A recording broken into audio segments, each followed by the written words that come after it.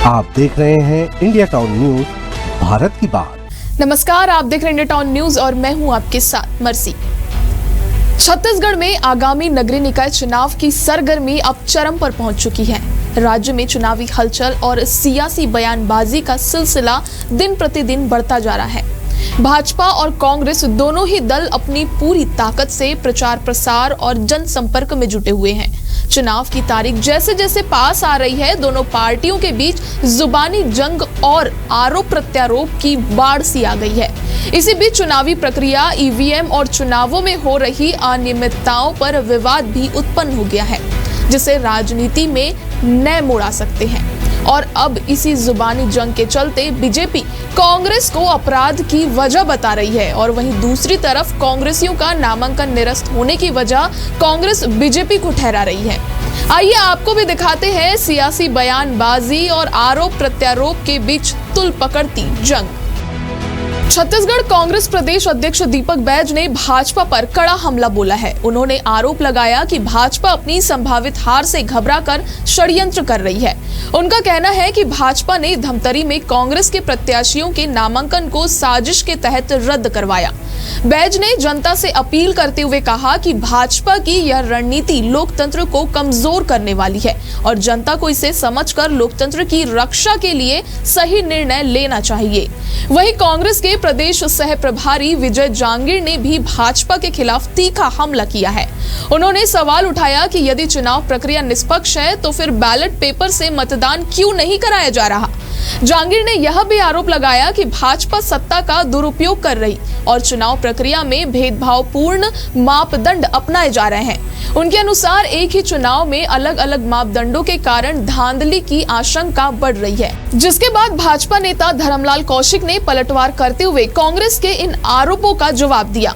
उन्होंने कहा कि कांग्रेस जब भी ईवीएम से चुनाव जीतती है तो क्या तब वह इस्तीफा देंगे।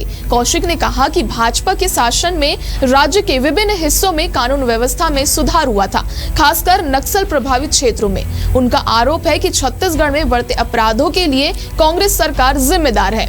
भाजपा नेता ने कहा कि कांग्रेस अब अपनी विफलताओं को छुपाने के लिए ईवीएम पर सवाल उठा रही है और यह उनकी हार को छुपाने की एक साजिश है। छत्तीसगढ़ में इस अपराध की बढ़ती घटनाओं को लेकर भाजपा और कांग्रेस के बीच तीखी बयानबाजी जारी है। भाजपा का दावा है कि राज्य में कांग्रेस सरकार के दौरान अपराधों में काफी बढ़ोतरी हुई है। भाजपा नेताओं का कहना है कि कांग्रेस सरकार में अपराधियों के हौसले बुलंद हो गए हैं, जबकि भाजपा शासन में अपराधों का नियंत्रण था। भाजपा का यह भी कहना है कि नक्सल प्रभावित क्षेत्रों में उनकी सरकार के दौरान कानून व्यवस्था में सुधार हुआ था। वहीं कांग्रेस इस आरोप को सिरे से खारिज करती है। कांग्रेस का कहना है कि भाजपा की यह आलोचना पूरी तरह से राजनीति से प्रेरित है। उनका कहना है कि भाजपा राज्य में बढ़ते अपराधों का मुद्दा उछालकर राजनीतिक लाभ लेने की कोशिश कर रही है। कांग्रेस का यह भी कहना है कि भाजपा को अपनी विफलताओं को छुपाने के लिए अपराधों का हवाला देने की आवश्यकता नहीं है। भाजपा नेता धर्मलाल कौशिक ने कहा कि पूरी दुनिया आज डिजिटल युग की ओर बढ़ रही है और इस प्रक्रिया में चुनाव भी शामिल है। उनका कहना है चुनाव में डिजिटल तकनीक का उपयोग होने से मतदान में पारदर्शिता बनी रहती है और इस पर किसी भी प्रकार के संदेह का कोई कारण नहीं होता। हालांकि कांग्रेस का आरोप है कि भाजपा ईवीएम के जरिए चुनाव में धांधली कर सकती है।